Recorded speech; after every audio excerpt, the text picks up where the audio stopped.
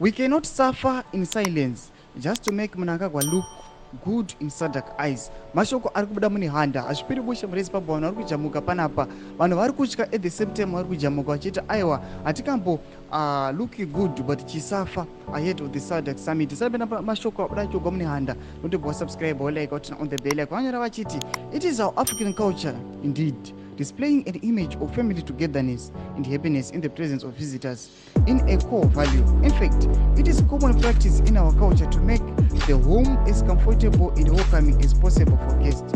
As such, it makes perfect sense for the family to put its best foot forward, even if this means placing any differences and disagreements on hold and acting all jolly for the sake of creating a welcoming atmosphere. Mashoko ari kubuda panapa tikuona kuti vakomana aiwa vepanapa vemunihanda vari kuti yes tinozva understanda kuti aiwa kunyange vaenzi it is an African culture kuti aiwa kana vaenzi vachinge vauya vanhu munopretenda aiwa kuva nerudo kana kuita zvamusingambojaira kuita just kungoti mavisitors angofila kuti aiwa tasvika pamba pakanaka pane vanhu vane hunhu pane vanhu vakadzikama.